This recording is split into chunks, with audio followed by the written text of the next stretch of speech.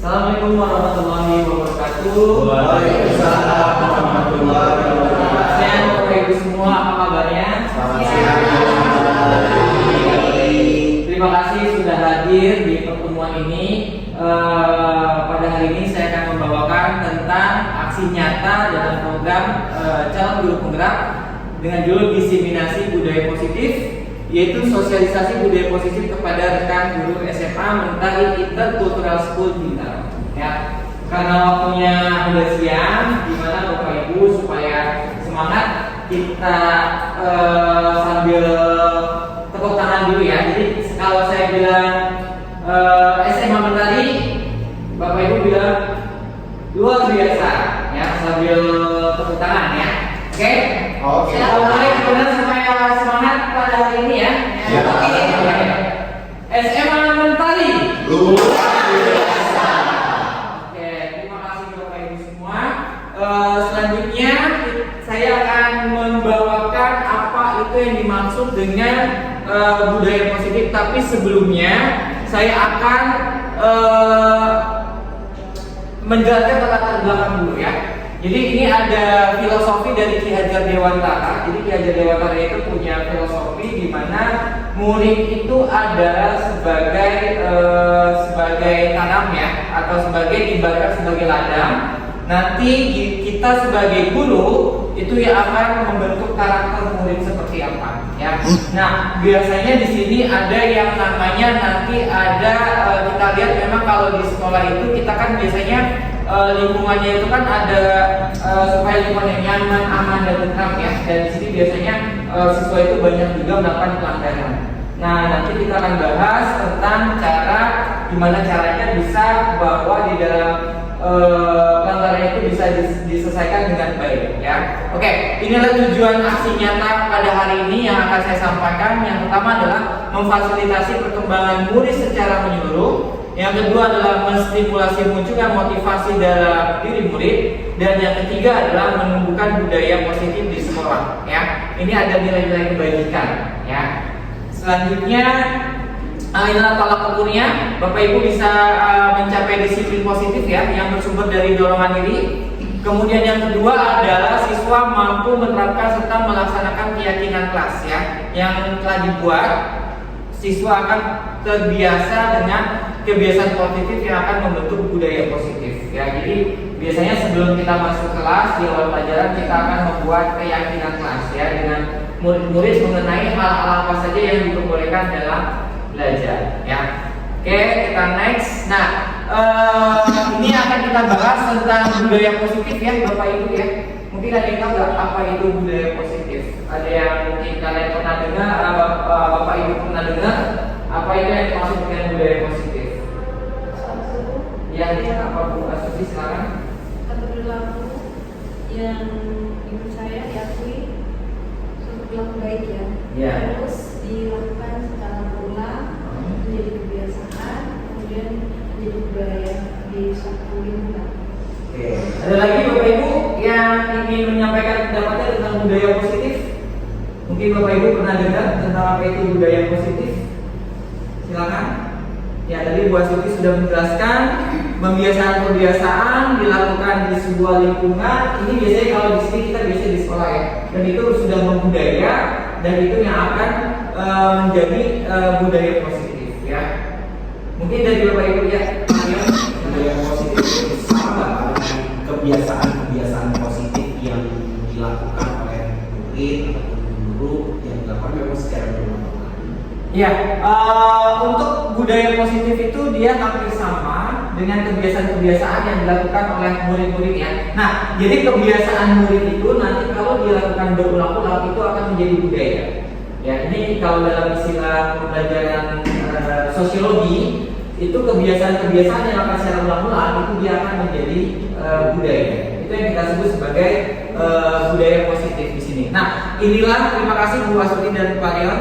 Kemudian di sini nanti akan kita bahas kurang lebih ada disiplin positif, motivasi perilaku manusia, keyakinan sekolah atau kelas, kemudian kebutuhan dasar manusia, dan posisi kontrol restitusi, atau yang terakhir adalah segitiga restitusi. Kurang lebih ada 6 topik yang akan kita bahas tentang aksi nyata pada hari ini ya. Mungkin sampai sini bisa dilanjut Bapak Ibu? Bisa. Oke, lanjut ya.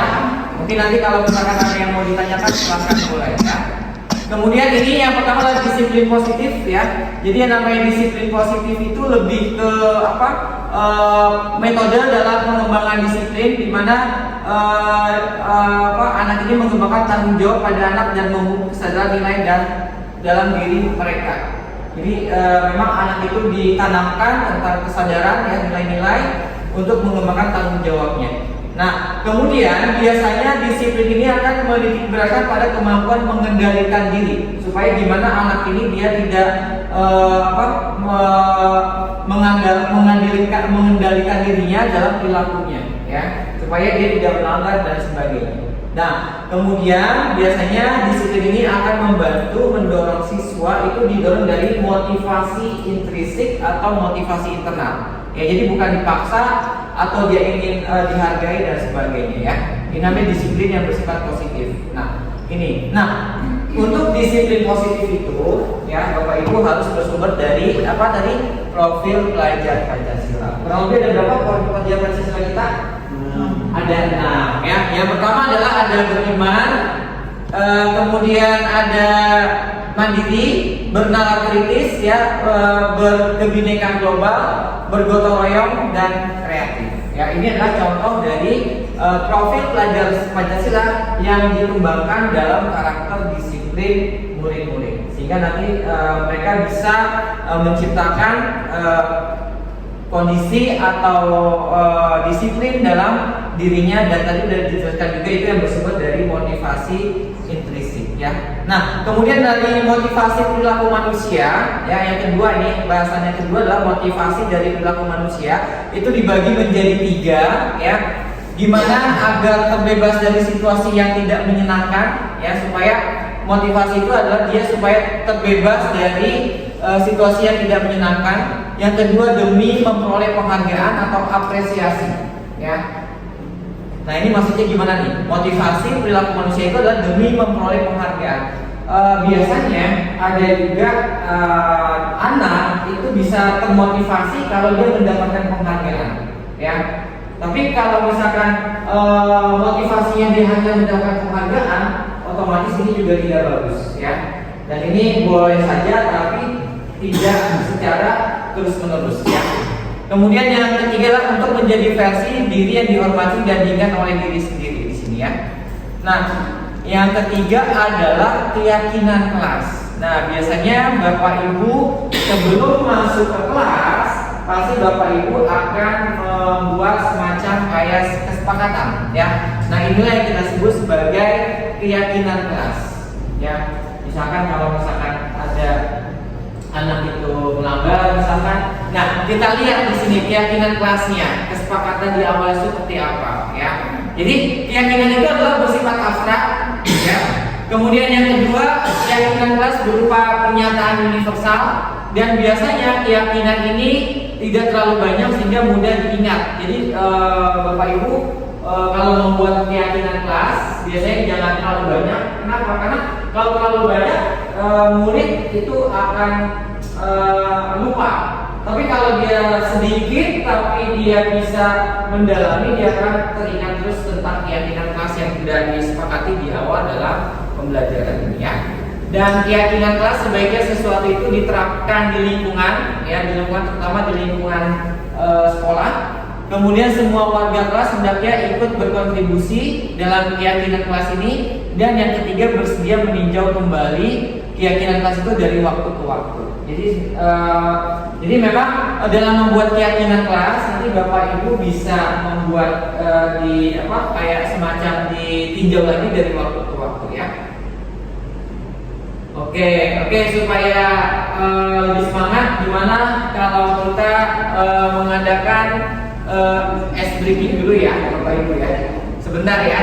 Mungkin supaya menambah semangat lagi, kita berjoget dulu ya. Ice breakingnya kita joget. Joget ya. Mau joget ya. Oke, sebentar. Aram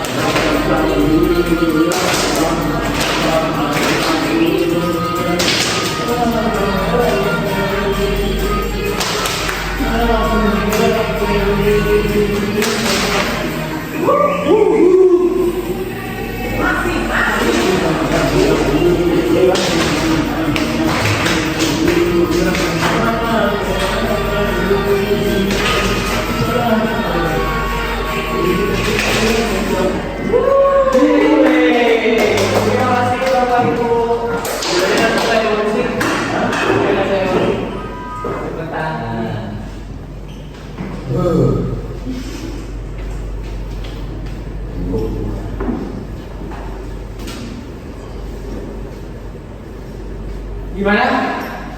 Luar biasa. Nggak jadi ngantuk. Nggak jadi ngantuk ya.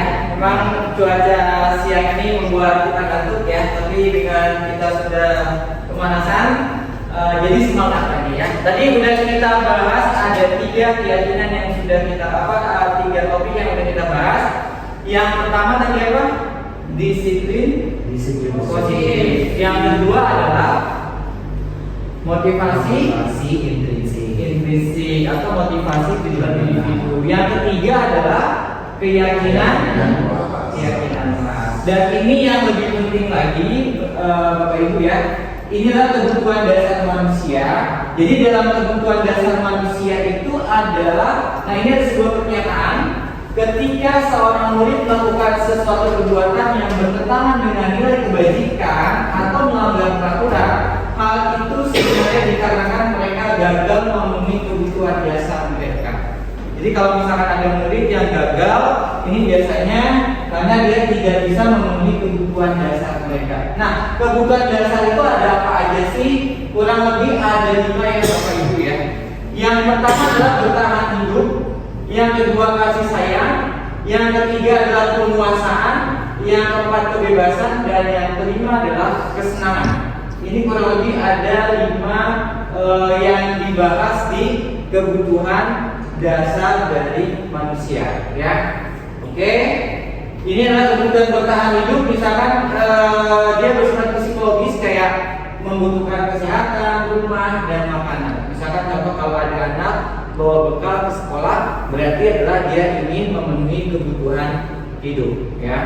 Dia ingin bertahan. Yang kedua adalah kasih sayang dan rasa diterima. Ini biasanya berkaitan dengan dia ingin disayang atau diterima ya. Jadi dalam kebutuhan ini biasanya keinginan supaya ada terhubung dengan orang lainnya seperti teman, keluarga, dan sebagainya. Contoh dari kebutuhan kasih sayang ini misalkan ini Bapak Ibu ya. Misalkan contohnya ada si A karena dia tidak, misalkan dia lagi di kelas, ternyata dia bermain handphone, kemudian diajukan oleh temannya. Berarti ini kan dia ingin diperhatikan, dan ini juga yang termasuk adalah kasih sayang dan sebagai rasa diterima ya. Nah kemudian yang ketiga adalah penguasaan. Ini berhubungan dengan untuk mencapai sesuatu ya Bapak Ibu ya. Jadi ini meliputi keinginan ingin mencapai sesuatu, mereka ingin menjadi pemimpin dan sebagainya ya. Kemudian yang selanjutnya kebebasan. Jadi kebebasan itu adalah kebutuhan akan kemandirian, otonomi, dan dia memiliki atau dia mengendalikan arah hidup seseorang. Dan ini biasanya berkaitan dengan kayak orang itu dia akan banyak bergerak, dia mencoba-coba. Misalkan di kelas ada anak dia usil kepada teman-temannya misalkan, dan ini dia memang butuh kebebasan, ya, dia ingin bebas dan sebagainya. Itu yang termasuk dalam kebutuhan dasar manusia berupa kebebasan. Dan yang terakhir adalah kesenangan. Itu dengan cara dia gimana caranya dia bisa biasanya kesenangan itu untuk mencari kesenangan dengan cara bermain atau tertawa dan sebagainya. Ya. Ini biasanya ini kurang lebih ada 5 kebutuhan hidup di dalam dasar manusia. Oke, next.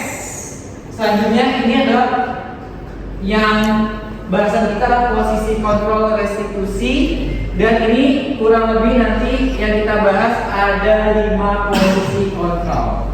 Mungkin nanti Bapak Ibu sudah pernah mengalami ya di dalam kelas secara tidak sengaja. Ada guru itu sebagai penghukum, ada guru sebagai pembuat merasa bersalah, kemudian ada guru sebagai teman, ada guru sebagai pemantau, dan yang kelima ada guru sebagai manajer. Mungkin nanti Bapak Ibu bisa lihat apakah Bapak Ibu pernah mengalami dari kelima ini posisi kontrol dalam restitusi sebagai seorang guru. Mungkin nanti saya contohkan dulu ya. Mungkin nanti Bapak Ibu bisa kita sharing. Ya, ini adalah contoh 5 posisi kontrol. Ya, ada penghukum, pembuat rasa bersalah, teman, pemantau, dan manajer. Ya, ini. Mungkin Bapak Ibu bisa kelihatan Bapak Ibu. Kelihatan ya. Mungkin kira-kira Bapak Ibu pernah mengalami yang mana? Silakan, ada yang punya pengalaman boleh kita sharing di sini. Mungkin semuanya pernah ya. Ya, oke. Mungkin Pak Rido yang mana yang pernah ngalamin, yang Bapak Rido pernah alami? Penghukum, membuat rasa bersalah, teman, pantau, manajer. Semuanya Pak Usman. Karena memang ada beberapa yang saya bilang tadi benar Pak Usman. Jadi kebiasaan positif itu dimulai dari kita. Pertama, kalau anak berkata kasar, kita selalu kasih hukuman. Bisa kalau bisa, alhamdulillah beberapa semester itu udah perubahan. Anak-anak berngomong setiap main bola, dasar banget gitu. Ya, biasanya langsung Berarti Pak Rido sudah mengalami guru sebagai penghukum ya? Nah, atau yang lain ada juga yang bisa mengalami guru sebagai apa, Bapak Ibu di kelas? Varian? Awal saya dulu jadi guru, saya kayaknya jadi penghukum deh, Pak. Penghukum. Iya, saya selalu bilangnya seperti ini sih, kalau ketika anak saya tidak mengerjakan tugas gitu ya, kalau nggak diselesaikan tugasnya Pak Rio laporin ke mama ya. Akhirnya dia merasa itu adalah hukuman, terus kemudian akhirnya dia juga merasa bersalah. Ya. Kalau sekarang sih kayaknya saya sudah lebih banyak mungkin jadi temannya Pak, jadi teman ataupun juga memantau. Artinya kalau anak tetap kita ingatkan menyelesaikan tugas, ya kita pantau di kalau di sekolah kita kan kita pantau di mereka. Itu pemantauan ya. Iya, kalau manajemennya kemudian kita sudah ingatkan, mungkin kita bisa tulis komentar dan seterusnya. Tapi kalau awal mengajar kayaknya saya lebih banyak di penghukum sih Pak, sama penyampaian saya. Mungkin sebagian besar nanti kita indikatornya apa aja ya Bapak Ibu bisa lihat ya di sini ya. Apakah Bapak Ibu pernah mengalami sebagai ini penghukum? Jadi penghukum itu menggunakan hukuman fisik maupun verbal. Jadi guru-guru yang menerapkan posisi penghukum, contohnya dia berkata gini, patuhi aturan saya atau awas, ya kan? Kemudian kamu selalu saja salah, atau pasti selalu yang terakhir selesai. Nah ini biasanya dalam guru penghukum ini nanti biasanya ini yang contoh penghukum, dan dia kalau misalkan guru yang menggunakan penghukum itu biasanya ada suara yang tinggi dan matanya bisa melotot, kemudian juga menunjuk, menghardik, terlambat lagi, pasti terlambat lagi, selalu datang terlambat. Nah ini biasanya kayak ketika ada murid yang sering datangnya terlambat ya. Tanyakan pada diri Anda, bagaimana perasaan murid bila guru berbicara seperti itu saat muridnya datang terlambat. Nah, dari hasil kalau kita lihat ya, mungkin nanti murid itu akan jadi pendendam.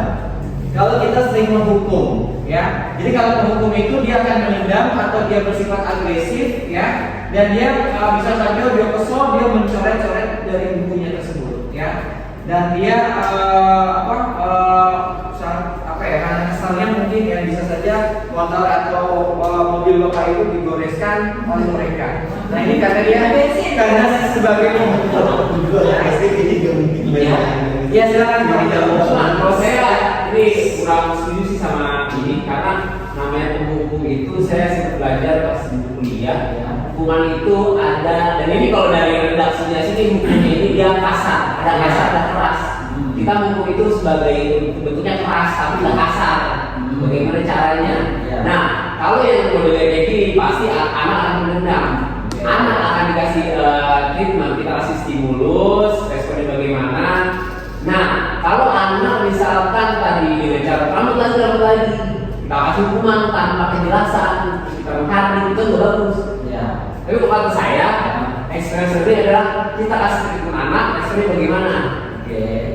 Maksud saya, kalau ini penghukum yang tadi, hukuman itu gimana ya? Hukuman itu bisa diterapkan sebagai metode experience learning. Ada quantum learning yang saya maksud anak dikasih lagi perusahaan tuh di apa ya tadi saya? Di kontrol ini anak setelah dikasih yang senang-senang. Terus kalau yang ini saya kira setuju Bosman. Oke. Kalau yang mau hukum seperti ini Pak Ida tidak setuju ya? Ya, kalau hukum itu ada hukum yang kasar dan keras. Ya, ini jadi ini kalau kita lihat di sini sebagai penghukum ini maksudnya ini di sini lebih kebanyakan ini penghukum ini dengan nada-nada yang tinggi. Nah biasanya ini kalau kita sudah melihat posisi anak udah bisa terlambat, kemudian dia tetap terlambat lagi kita esok. Nah itu pribadi seperti ini. Mungkin nanti kita cek lagi yang slide kedua ya.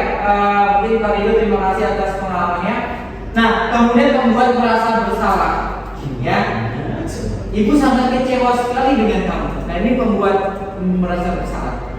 Berapa kali bapak harus memberitahu kamu? Nah, kemudian gimana coba?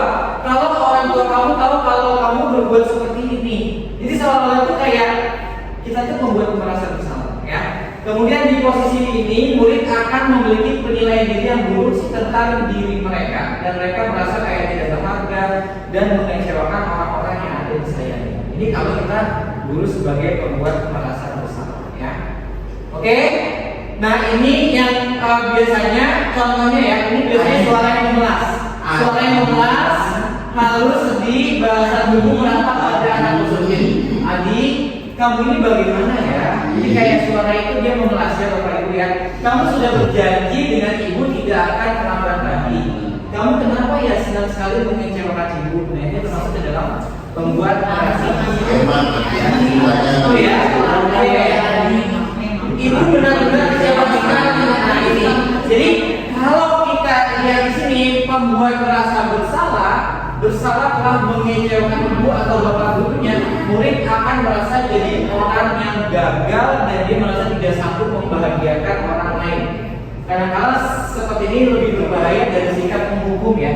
Ini dia lebih berbahaya dari sikap menghukum. Karena psikologi. Iya, itu berkaitan dengan psikologi ya. Oke, kita lanjut. Selanjutnya adalah contoh yang ketiga yaitu guru sebagai teman. Ayo bantu Bapak ya. Tolong lakukan tugasnya, bantu Bapak. Nah, itu berarti sebagai teman. Ayo ingat tidak bantuan Bapak selama ini. Jadi seolah-olah kita kepada murid itu sebagai teman. Ya sudah, kali ini tidak apa-apa, nanti ibu bantu bereskan ya. Nah itu sebagai teman ya. Oke, jadi hal negatif dari posisi teman adalah bila suatu saat guru tersebut tidak membantu, maka murid akan kecewa. Ya, udah biasa dibantu, kemudian tidak dibantu, akhirnya murid kecewa. Saya pikir bapak atau ibu teman saya. Nah ini contoh guru sebagai teman. Ya, oke. Ini contohnya nanti ada lagi. Jadi nadanya lebih ramah, akrab, ya seolah-olah bapak ibu itu nanti berposisi sebagai murid itu sebagai teman ya. Adi, ayolah bagaimana sih kamu? Kemarin kamu sudah berjanji ke bapak bukan? Kenapa terlambat lagi? Sambil tertawa ringan. Ya sudah, tidak apa-apa. Duduk dulu sana ya. Oke, ini sebagai teman ya. Oke. Dan ini akan jadi hasilnya nanti murid ini akan merasa senang dan akrab dengan guru guru ya. Dan ini dampak yang positif, hanya saja sisi negatifnya murid akan tergantung oleh guru ya. Ini contohnya ya.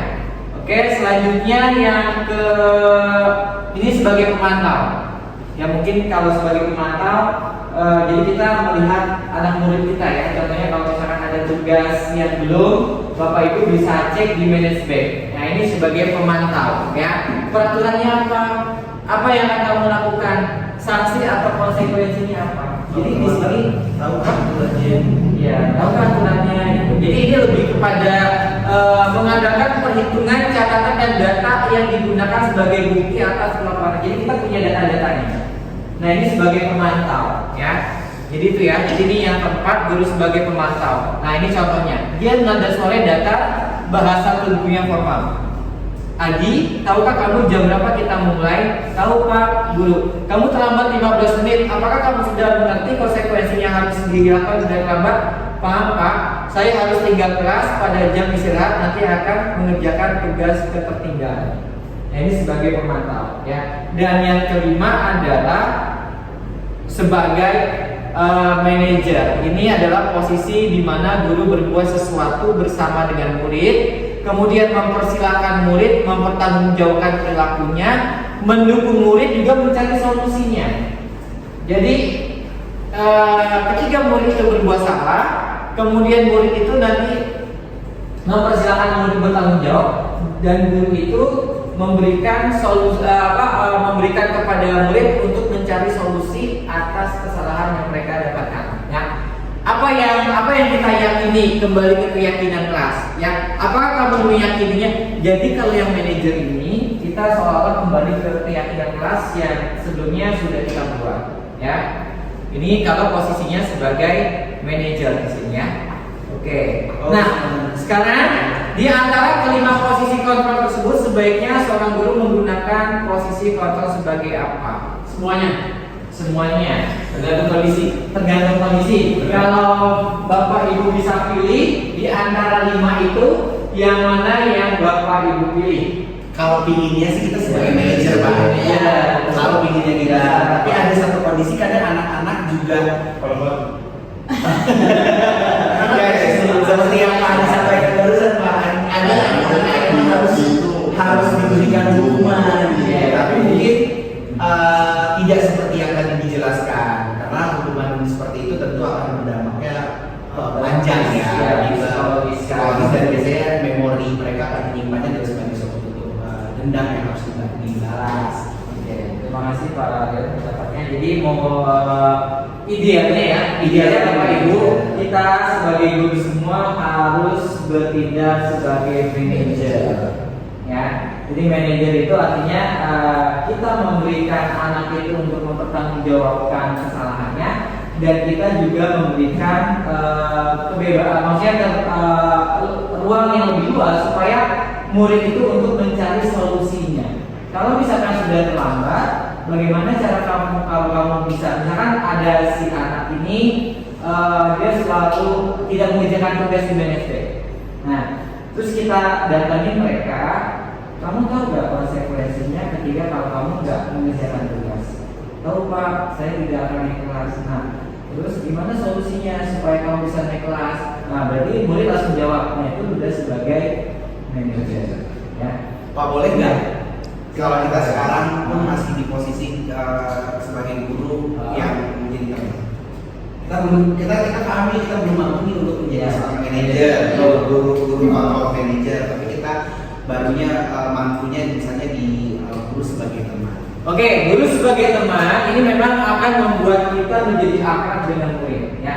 Tapi itu positifnya kita lebih akrab. Tapi di sisi negatif lainnya, murid akan tergantung dengan kita.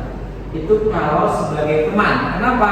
Bila ada masalah, dia bisa mengandalkan guru tersebut untuk membantunya. Ya, ini kalau misalkan kita sebagai teman, sebenarnya bisa saja ya kita berposisi seperti ini. Ya, kita sebagai teman, kita sebagai pemukul. Tapi yang menurut tadi sudah kita sampaikan bahwa idealnya Bapak Ibu adalah bertindak sebagai manajer ya. Jadi manajer itu dia bisa tadi guru itu mempersilahkan murid untuk mempertanggungjawabkan perbuatannya dan juga murid itu mencari solusinya gimana supaya dia tidak lagi misalkan ada kasus terlambat atau bukan tugas. Jadi murid itu yang akan memberikan solusinya. Gimana Bapak Ibu sampai sini ada yang mau ditanyakan di posisi kontrol? Paham ya Bapak Ibu ya?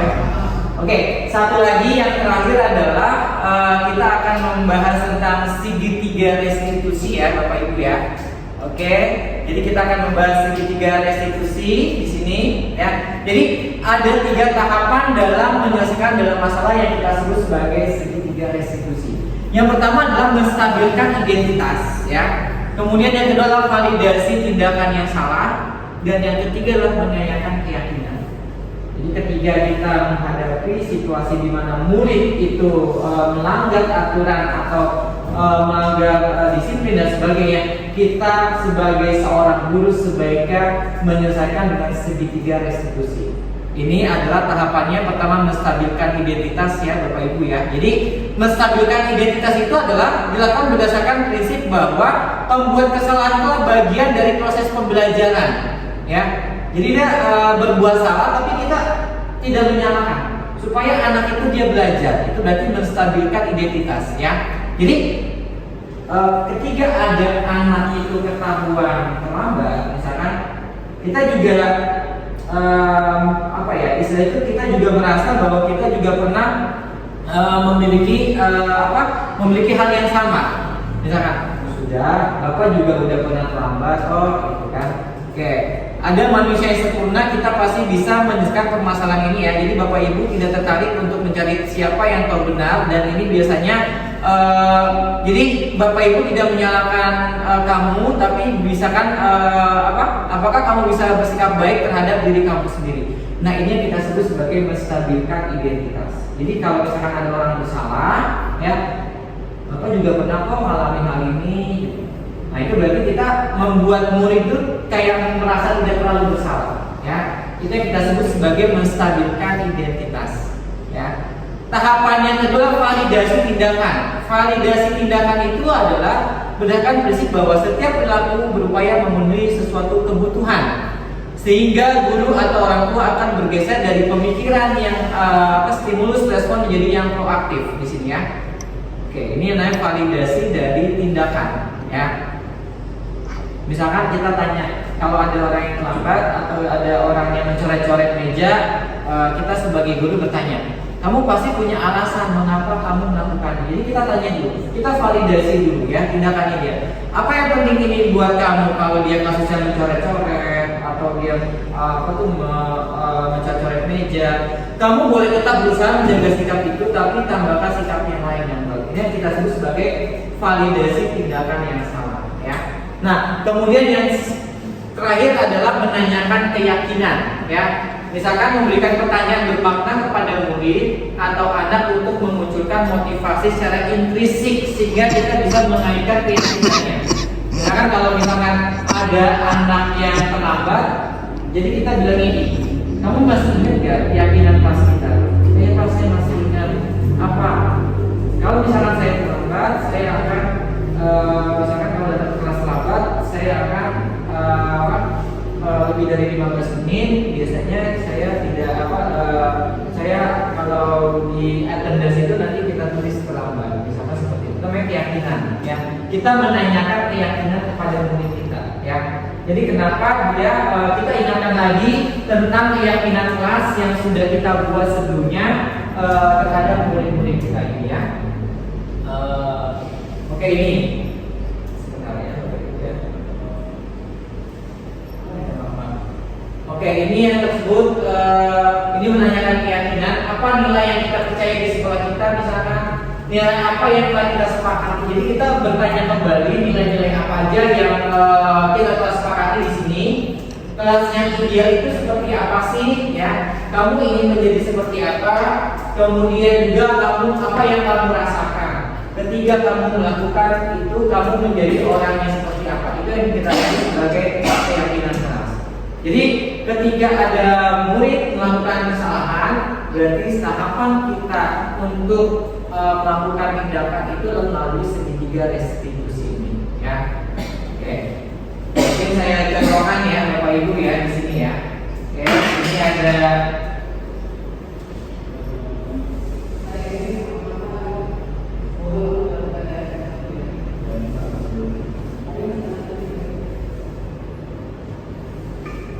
ini contoh penerapan segitiga restitusi siswa yang terlambat mengulang tugas di PNSP.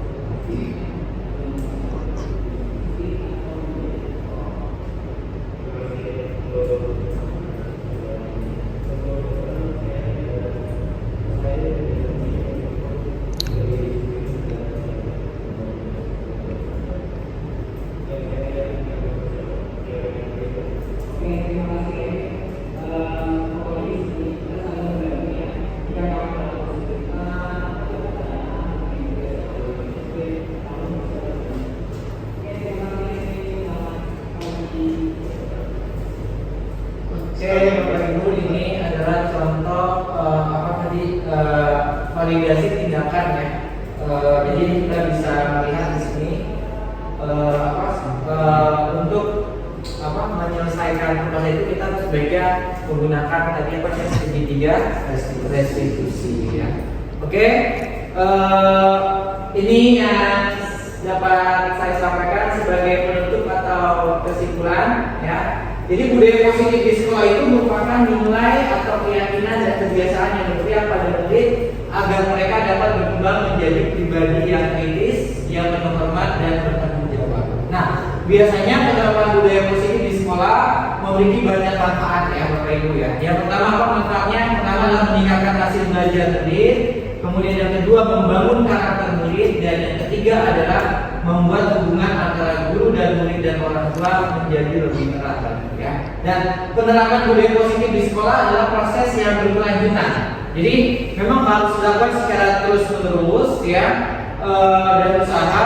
Namun manfaatnya bagi nanti akan banyak manfaat itu bagi untuk murid, bagi untuk guru dan juga untuk sekolah itu manfaatnya sangat besar ya.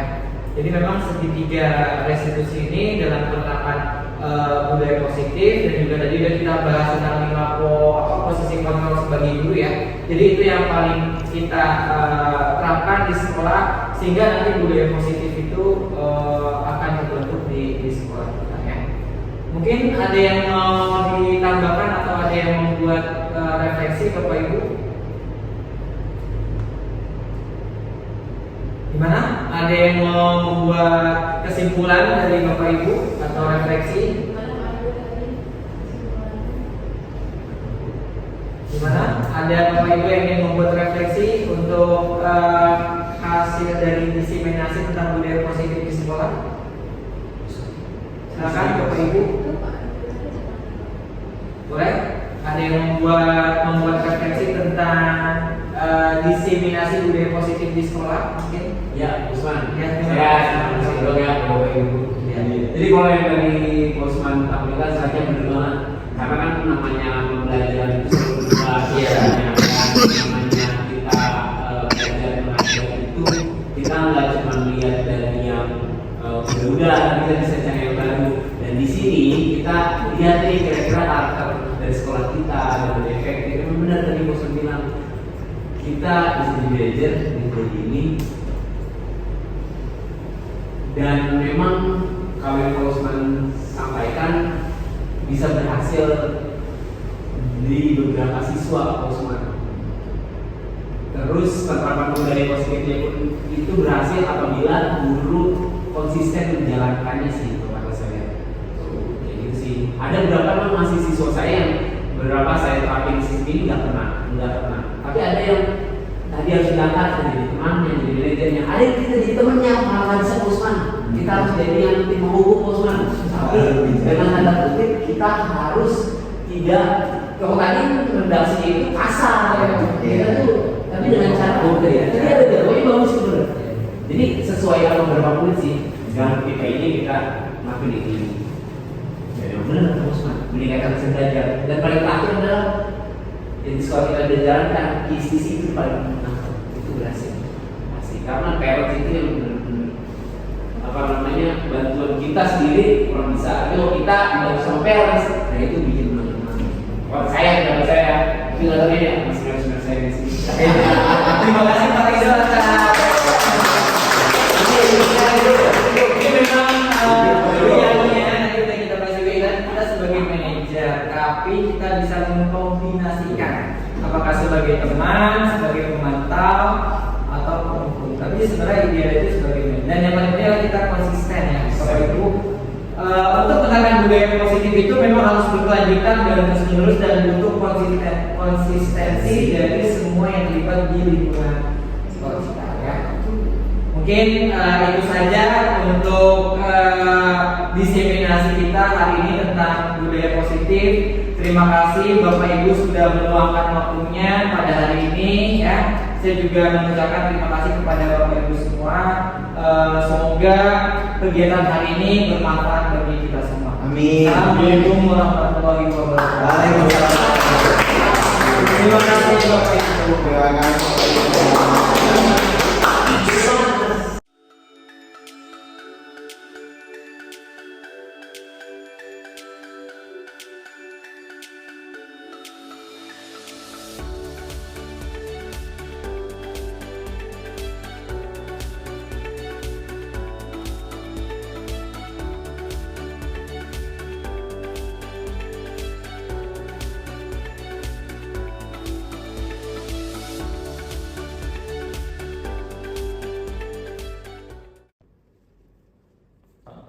Osman.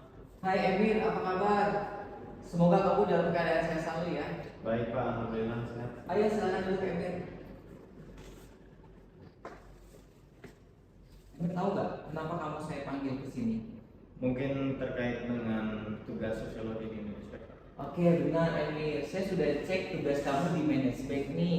Dari 10 tugas, ternyata kamu baru mengerjakan 3 tugas. Jadi masih ada 70% tugas yang harus kamu submit.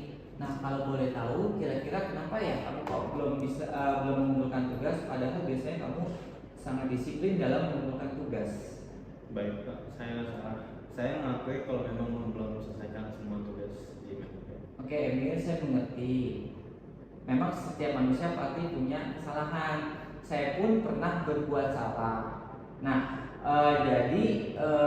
dalam kondisi seperti ini, ya, memang menjelang semester seperti ini, memang kan banyak deadline yang harus kamu submit, yang harus kamu kumpulkan. Dan saya pun akan mengerti kondisi keadaan kamu saat ini. Saya minta maaf lagi untuk klien saya Pak. Saya janji kalau akan lebih rajin dan lebih disiplin lagi atas tugas saya. Terus saya tidak ingin mengecewakan Pak. Apalagi karena Bapak sudah menyiapkan tugas sosiologi dan pelajaran sosiologi dengan menarik dan mudah dipahami. Maaf ya. Maaf. Oke, Emir. Tapi Emir, saya ingin mengetahui lebih banyak yang terjadi sama kamu. Kenapa sih kamu kok tidak mengerjakan tugas di Manajemen? Bisa ceritakan ke saya? Iya Pak, saya mengikuti banyak ekstrakurikuler dan kegiatan di luar sekolah. Jadi saya sering menjadi capek dan lelah. Di dalam pelajaran pun saya juga sering capek dan lelah. Baik Emir, saya mengerti kadang kesibukan kita membuat kita kewalahan dalam mengerjakan tugas. Dan itu merupakan bukanlah solusi yang terbaik jikalau kamu tidak mengumpulkan tugas. Nah, kira-kira nih menurut kamu bagaimana nih solusi yang terbaik biar kamu bisa mengumpulkan tugas dan kamu bisa mengerjakan kegiatan ekskul yang ada di sekolah maupun di luar? Saya bisa bikin jadwal Pak agar saya bisa lebih semangat dan termotivasi agar mengerjakan tugas sosiologi di Indonesia Pak. Oke, Emir, saya akan bantu kamu untuk membuatkan jadwal untuk membuat tugas tersebut. Emir, ingatkah kamu atas keyakinan kelas yang sudah kita sepakati bersama di awal pembelajaran sosiologi dulu? Masih ingat Pak, di awal pelajaran biasanya kita janji untuk mengerjakan tugas dengan tepat waktu dan kalau tidak nilainya akan dikurangi. Oke, saya percaya bahwa kamu akan berkomitmen untuk menjalankan keyakinan kelas yang sudah kita sepakati bersama. Ya, saya akan mematuhi keyakinan kelas. Oke, Emir, bagaimana caranya nih? Kan kamu banyak ketertinggalan tugas. Nah, cara kamu untuk mengejar ketinggalan tugas yang ada di Manajemen itu bagaimana? Bisakah kamu memberikan solusinya ke saya? Saya akan mengerjakan semua tugas di Indonesia.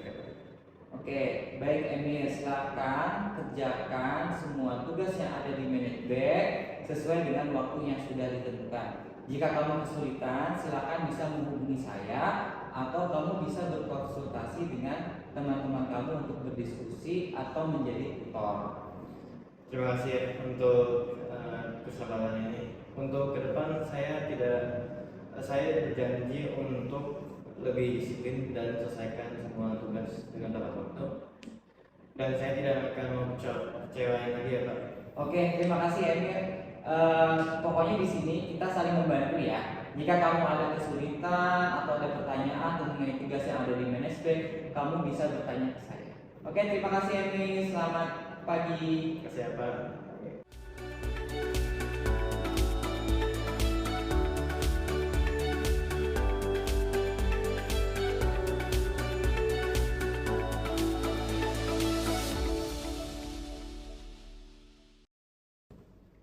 Halo Erin, bagaimana keadaanmu? Baik Pak. Alhamdulillah, semoga kamu sehat ya. Oke, Erin, kira-kira kamu tahu nggak saya panggil ke sini ibu apa? Tahu Pak. Syukurlah jika kamu mengetahuinya. Tadi saya lihat pada saat jam pelajaran saya lihat kamu lagi main game di handphone. Coba kamu ceritakan apa yang terjadi. Maaf Pak, tadi saya main game hanya sebentar karena bosan. Oke, saya tahu kamu bosan, tapi dalam pelajaran kamu harus fokus. Jadi tidak boleh main game, apalagi memegang handphone. Iya Pak, saya salah. Saya coba untuk tidak mengulanginya. Oke, syukurlah jika kamu mengakui kesalahan kamu. Setiap orang pasti punya salah. Apalagi anak-anak yang lain juga pernah melakukan hal yang sama yang kamu lakukan. Tapi saya mau kamu fokus belajar saat jam pelajaran sosiologi berlangsung. Jadi tidak boleh main game, apalagi megang handphone. Apakah kamu bersedia untuk mengubah sikap kamu pada saat jam belajar tidak bermain handphone kembali? Iya Pak, bersedia. Oke, bisa ceritakan kepada saya kenapa kamu merasa bosan dalam pembelajaran sosiologi hari ini? Apakah materinya kamu merasa sulit? Sebenarnya tidak sih Pak, tapi menurut saya materi hari ini mengenai norma dan nilai sosial agak abstrak Pak. Saya lebih suka materi yang konkret dan aplikatif. Oke, memang materi hari ini tentang nilai dan norma itu lebih aplikatif. Artinya kita belajar tentang nilai dan norma itu untuk aplikasi dalam kehidupan sehari-hari. Jadi materi ini sangat penting bagi kamu untuk diaplikasikan dalam kehidupan sehari-hari. Ya Pak, saya paham. Erin, jika kamu merasa bosan atau tidak fokus dalam belajar, kamu bisa berbicara dengan saya atau meminta bantuan kepada temanmu agar pembelajaran yang kita lakukan itu bisa menjadi lebih efektif. Apakah kamu bisa menaruh handphone kamu supaya pembelajaran itu bisa berjalan lebih efektif? Iya bisa Pak, sebelum pembelajaran mulai saya bisa menaruh handphone saya di tas atau di laci meja. Saya juga bisa meminta bantuan dari teman saya untuk belajar bersama di luar jam pelajaran. Ide yang bagus, Erin. Kamu juga bisa meminta bantuan temanmu untuk mengingatkan jika kamu kehilangan fokus dalam pelajaran. Baik Pak, saya akan coba untuk melakukan hal itu. Oke, saya yakin kamu bisa melakukannya karena saya percaya kamu adalah siswa yang rajin, tekun, dan berdisiplin. Erin, apakah kamu masih ingat keyakinan kelas yang sudah kita sepakati di awal pelajaran? Ya, saya masih ingat Pak, pada awal pelajaran kita membuat kesepakatan untuk tidak menggunakan HP atau bermain game saat pelajaran berlangsung.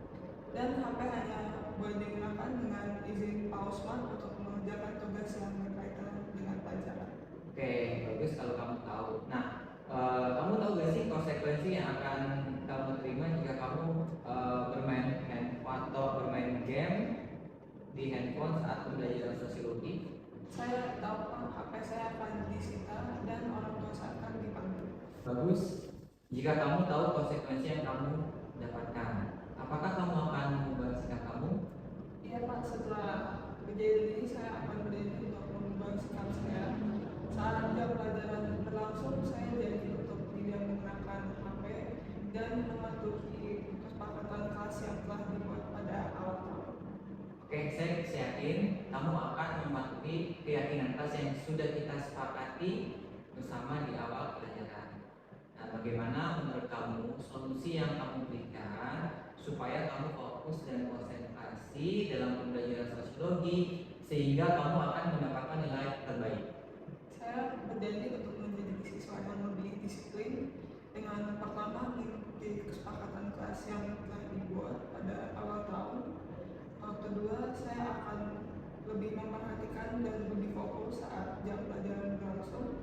Dan terakhir, saya akan menaruh HP di tas saya agar tidak terganggu. Dan saya akan coba untuk mengajak teman-teman saya untuk berdiskusi saat pelajaran agar saya tidak terlalu bosan. Baik, Erin, jangan ragu info ke saya atau ke teman kamu jika kamu mengalami kesulitan mengenai hal ini. Ya, terima kasih Pak untuk informasi yang telah diberikan.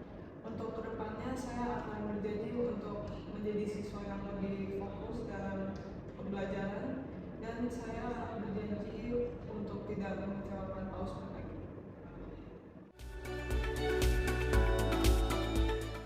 Sebagai murid yang terlibat dalam penerapan segitiga restitusi terhadap kasus belum mengumpulkan tugas di Menespek, saya merasa bahwa metode ini sangat membantu saya untuk bertanggung jawab dan memperbaiki kesalahanku.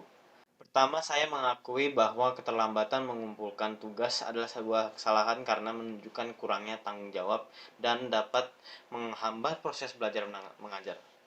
Kedua, saya menyadari dampak dari tindakan ini, yaitu mempersulit guru dalam mengevaluasikan kemajuan belajar dan memberikan penilaian yang tepat waktu, serta mengganggu alur penugasan kelas secara keseluruhan.